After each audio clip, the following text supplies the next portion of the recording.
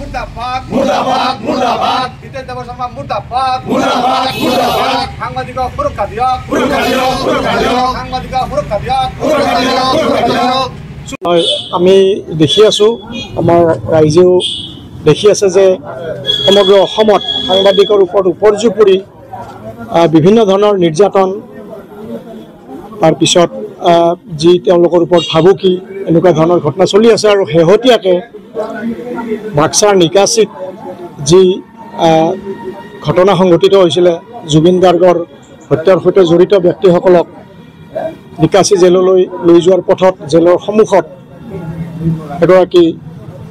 আৰক্ষী বিষয়াই যি ৰাইজৰ ওপৰত নিৰ্বিচাৰে নিৰ্যাতন চলাইছিলে আৰু সেই বাতৰি পৰিৱেশন কৰিব গৈ NK TVৰ সাংবাদিক পাঠশালাৰ তেখেত NK TVৰ নামনি অসমৰ bureau chief of the bureau Rana Deka আৰু তেওঁৰ পৰিয়াল এগৰাকী প্ৰাক্তন অসামৰিক সেৱাৰ জ্যেষ্ঠ বিষয়া হিতেশ দেৱ শৰ্মাৰ ফোনযোগে ভাবুকি প্ৰদানৰ সন্মুখীন হ'বলগীয়া হৈছে। তেওঁক মৃত্যুৰ ভাবুকি প্ৰদান কৰা হৈছে, লগতে তেওঁৰ 8 বছৰীয়া পুত্ৰক ভাবুকি প্ৰদান কৰা হৈছে। কিন্তু এনেকুৱা ঘটনা কিয় সংঘটিত তেখেতে কৰিলে? এগৰাকী জ্যেষ্ঠ বিষয়া, তেওঁ সমগ্ৰ বিষয়াসকলৰ এটা মানে কালিমা হোৱাৰ দৰে এটা তেওঁ বদনামী এটা চৰিত্ৰ তেওঁ ল'লে। দিন দুপৰতে ফোনযোগে সংঘটিত এই ঘটনাত আমি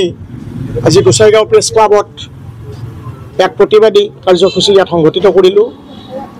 অনুষ্ঠিত কৰিলোঁ আৰু আমাৰ ইয়াত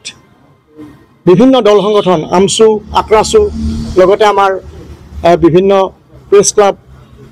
শ্ৰীৰামপুৰ প্ৰেছ ক্লাব আমাৰহাট প্ৰেছ ক্লাবৰ বিষয়ববীয়াসকল থাকি ইয়াত এক প্ৰতিবাদী সভা আমি অনুষ্ঠিত কৰিছোঁ আৰু ইয়াৰ জৰিয়তে আমি অসম চৰকাৰ তথা গৃহ বিভাগ লগতে এই সমস্ত প্ৰক্ৰিয়াৰ সৈতে জড়িত সকলোকে আমি জনাই দিব বিচাৰিছোঁ যেন কোনো কাৰণতে দোষীক যাতে সাৰি নাযায় দোষী আৰু তেখেতক আইনৰ আওতালৈ আনি আইনে যি ধৰণে বিচাৰে ঠিক তেনেকৈ তেওঁক শাস্তি প্ৰদানৰ বাবে আমি আহ্বান জনাইছোঁ আজিৰ এই অনুষ্ঠানৰ যোগেদি। আৰু লগতে এটা সঠিক আৰু নিৰপেক্ষ তদন্ত, মই পুনৰ কৈছোঁ, এক সঠিক আৰু নিৰপেক্ষ তদন্ত আমি বিচাৰিছোঁ। ৰাণা ডেকাই ন্যায় পাব লাগে, এইটো আমাৰ অন্তিম আৰু যি ফাইনেল আমাৰ দাবী। গতিকে আমি লগতে আৰু এখন আমি মেমৰেণ্ডামো প্ৰস্তুত কৰিছোঁ, স্মাৰক পত্ৰ। আমি আমাৰ অসমৰ মুখ্যমন্ত্ৰী ডাঙৰীয়া, আমাৰ তেওঁৰ প্ৰতি আস্থা আছে, গতিকে আমি তেখেতক আজি